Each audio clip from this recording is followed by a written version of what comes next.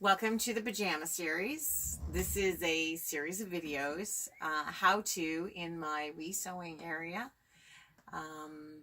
that we just show you some of the little things that we do that are maybe a little different or make your life easier or make something better. Today we're going to do an apron, a lined one. I love wearing aprons. My Nana always wore an apron and had one there for me to wear when I was little. And my son, who loves to cook with me, he wears an apron with me. So I think an apron lasts far longer if you can line it. The instructions that are on all the panels will not have how to line it. They'll just have a basic turning your edges under. I find that those get crunched up really easily and they just don't wear the same way. Also, little trick, you can turn the apron around the next day when it's dirty on the one side and nobody knows that you're wearing a dirty apron. So it's just a thought. First, I've got a really nice Toscana from Northcott. I'm sure if any of you have ever been in our shop, you'll know that I am a Northcott freak. I love their fabrics. I love the feel of their fabrics. I love the price of their fabrics. I love that they're Canadian and that we're supporting Canadian. And yes, this is actually how I do it. I don't have a big sewing space. I have everything I need right here, including some really obnoxious fabric piles. But, oh, my bum. So, also, I'm just as frugal as the rest of you with fabric. So I'm going to line... Oh, that was fun. I'm going to line this up. And yes, I have pressed these already. And I'm sure some of you go through this. My mom's cat comes and sits on her work. And yes... Go.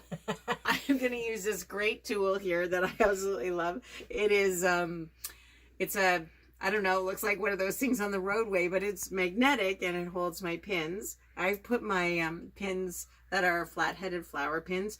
For some reason, I really like using them better with these sewing projects, and I think part of it is because I can sew, or I can press around them and nothing. And you're just going to pin around the edge because you don't want it shifting. Or at least I don't want it shifting. And also probably, if you do have to do it on the floor, knee pads would be really, really good. So this is probably one of the few times where I'm going to use scissors. I don't use them very often. And if you do, but if you have a nice big open cutting table, I know some of you have some great rooms. I mean, you can do this with your rotary cutter and a ruler. So I'm actually, this is kind of like kindergarten. You're going to cut on the lines. Then I have, of course, less than ideal circumstances here. Now, you can choose to do a couple of things here. You can choose to cut on the line. Or, my darling friends, you can choose to give yourself a 1/4 of an inch all the way around. Whichever way you want. It's 6 2/3 really, however big you want this apron. If you find you want it a little bit bigger, then, you know, make sure you cut. Oh, look at that. That's a bit awkward, isn't it? All right, so I finished cutting it out. I'm pretty sure Deb zoomed past all that stuff quickly. And it also, because it took me a while to get up, so that was also a good thing. So I'm going to just lay that down on here. And I'm going to put my scissors away. There we go. The next piece is this. So we're doing prep work, obviously. The next piece are the ties, right? And I'm going to give the ties a quick press. I know I pressed them before, but I do have this on, right? Yeah, I literally just iron this without the iron being on before we started this, so thankfully I learned my lesson. This is a piece that you can use with your cutter. So this is quite simple, and I'm pretty sure that Deb will be able to zoom past this at some point, but I've snipped off and I'm just giving it a quick cut, and this shouldn't take you too long with your ruler and the cat stuffing bag. Now, I got to be honest with you, I probably wouldn't fold this in half and do it, because I find that panels are not, I don't know, just the way they're printed. It's not an insult to any particular company. They they're just not brilliantly done, and they're not exact. I know that when we cut the panels for you, we have to cut them with scissors, not rotary cutters through the fabric. So it's just my advice to you if you want to try it. So I'm back, and we're going to take those strips that we cut out from the panel. You can adapt these. You don't even have to use what they've given you. You can use a bit of color in them if you want. Right now we're going to use what we have, and I'm just going to fold the end over, usually a large 1/4 of an inch, like so. Okay, and I've done that whole Martha Stewart thing so you can see as I've gone along, so it don't take forever to do it for you. So then you're going to take this whole piece and you're going to iron it in half. And the reason we do that is so that we can see how to do this. So we're going to fold in. Isn't that pretty? We're going to fold those in so that they meet at that fold, like so. And also, if I can suggest that you do it in small bits, because it will widen on its own. I know you'll know what I mean if you try and do it too far. So you can see we just bring it in and press. Bring it in. It's not the favorite job. It's not the most glamorous one, but it's pretty cool. And fold. And then Martha Stewart. Now we have all that folded, and we're going to, right, we've got our pieces folded, and we're going to fold it again. And we're going to uber press that. And if you've invested in the job that turns it into a joy, you're going to get one of these awesome sprayers. And you hold your best press and make your best press go another 1/3 longer, because the spray is so diffuse in them, and it lasts longer, so it's less hard and less fatigue on your hand, which I absolutely love. And of course, I'm a huge fan of best press.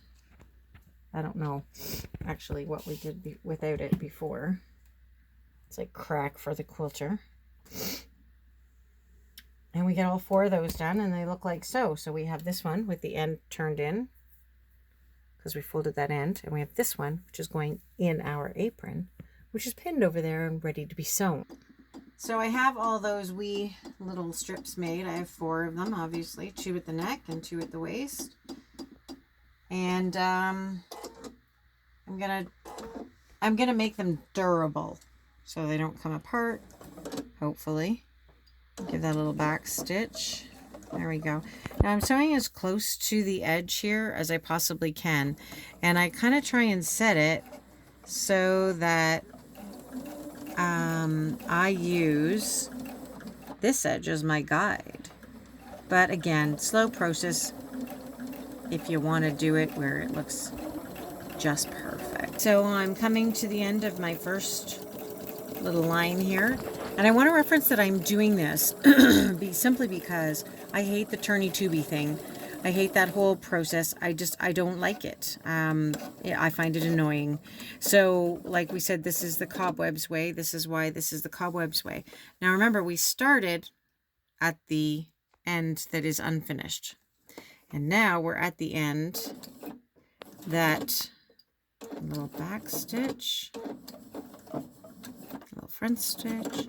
I feel like we're doing a little dance here. Now we're at the end that is already folded in, and that is going to be, and then we're going to come back down.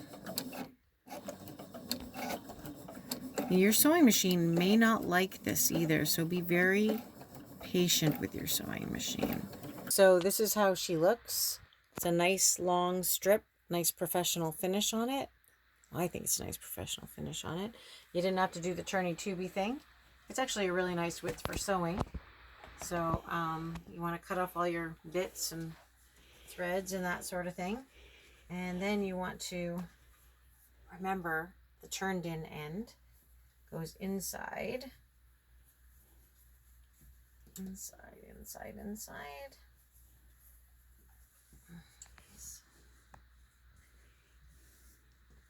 And then we're going to position this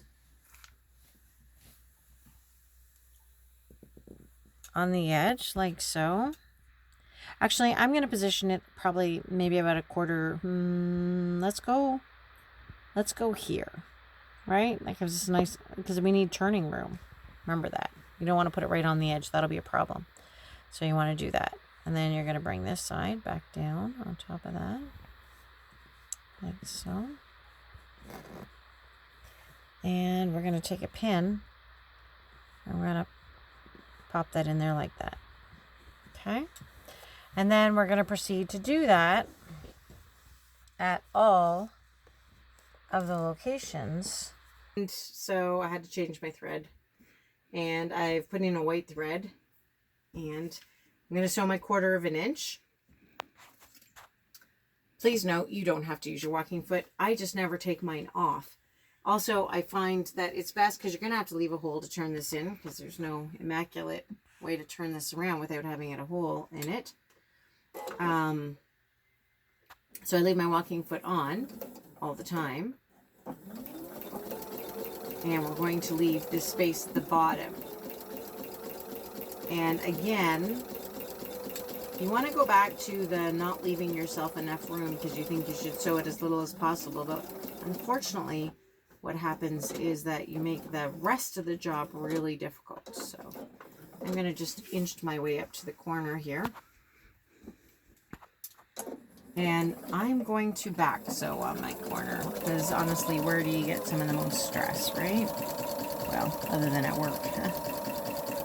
And if you note, if you keep your pins far enough out, they're still going to hold your fabric together beautifully. You don't have to worry about grabbing them to remove them before you sew over them. And my lovely quilting friends, please know you should not be sewing over those needles. Again, for a number of reasons. One, there is the safety aspect of it.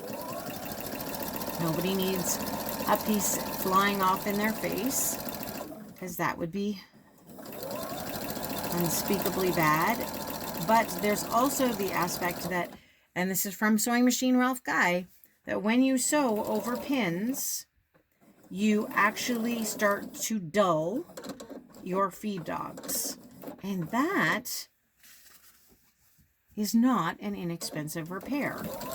All right, so I've sewn all the way around the apron, and I'm going to leave about this much space. I kind of put my hand in here thinking about, you know, pulling it out and doing all the things to make it easier. So I'm going to leave about that much space, and I'm just going to do a little back sew so that it doesn't stress out that seam. And exit. And then I'm going to obviously pull out all the pins, and I am going to actually go through and I'm going to just, I'm not going to cut a full cut off the corner. I'm just going to cut this because I don't want to cut the stitching, but I'm just going to cut a little bit just to make it, you know, a little bit less bulky. Right. Now, this I find mostly straight.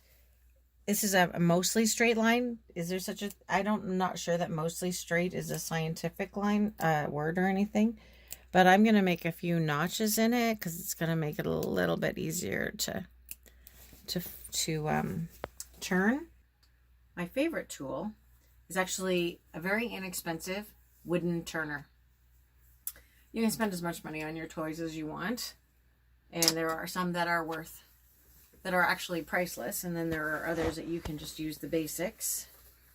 But I have a little saying that you turn a job into a joy with the right tool. All right, and we're just gonna poke these corners, and we have to be gentle. Remember, it's not a race. We just want to gently poke it, or else you end up coming through. And so I've done it that way because it's a little bit easier to get at those corners already. Okay, so I've done that really awkward part now where I have done all the pressing around the edges, and I showed you how to stick your awkward tools in there and push it out so that your seam lies nice and flat, and doesn't curl around onto the other side. You'll get the odd spot, but you know, life isn't perfect, so neither should your projects be. So the last thing we're going to do is we have to deal with the hole, and then we're going to do our little finishing touch. So what I've done is I've gone in and I've pressed this section with the basically the 1/4 inch that we've sewn already around so that it's even and it sits naturally. If you press it before you sew it, just like you pressed everything else, then you're not going to notice any lumps. You see that runs nice and straight. It's a bit of a challenge sometimes to get it to do that. I don't know why. The math says it shouldn't be, but it is. So if it happens, just shake it off because it's going to be at the bottom of the apron and nobody should be staring at your feet anyway. Set at my 1/4 inch, my walking foot is on. And see, I would go back to, if you weren't using a walking foot, I would definitely use a walking foot now because in all honesty, we are actually sewing through 4 layers of fabric because we have a seam in there now. So I'm going to sew as close as I can to the edge. That's my 1/4 inch seam, but I'm going to really, this is the part I'm going to take my time on without a doubt. There's no rushing through this. I don't care if you're going to be late for dinner. Just take your time and do this properly because I'm going to just come back to that and not do a back stitch because this is also catching all that fabric inside, which makes this a much more durable seam. And we're going over the spot that is a hole. So we want to catch that. Now I'll tell you a little trick that I do, and I don't know, you may not want to do this, it's entirely up to you. I will sew a 1/4 inch all the way around, and then I will come back and do it again, but I won't sew the 1/4 inch.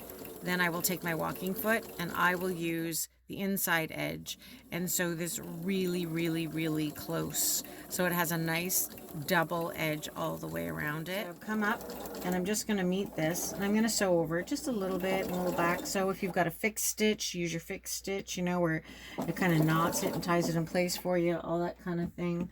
All right. And I guess I had my scissors in the wrong space and I don't have my little lanyard on, and oh my Lord. Okay, so now I'm going to just show you what I was talking about. And with this double stitch, there's a couple of reasons why I like it. So I'm actually going to move my needle over. You can see my needle is going to move over a little bit. And then I'm going to plunk this foot down here and I'm going to use it like this. Actually, I'm going to use it that way a little bit more. So that when this comes down, I'm going to manually drop this. You can get an idea. That's the distance where the stitching is going to be apart. Okay, so a couple of reasons. One, we've got this hole here, and if we just do a 1/4 inch, I believe we're just catching that in there, and that makes me nervous because I want to wash this a million times, and when they're lined, they don't need to be pressed the same way, so it's pretty much a bonus. So we're doing that. And then the other thing, because we're not going to show you me going all the way around, is this. When you go across these, you're only going across it once now, and yeah, they're sewn in there, but to do it again just gives it that little bit more security, you know, because it's a part of the apron that you use a lot, so knowing that you've sewn over it extra times. So that's our pajama morning, which I don't think it's morning anymore, but that doesn't matter. But thank you for joining us, and hopefully we'll bring you many more giggles.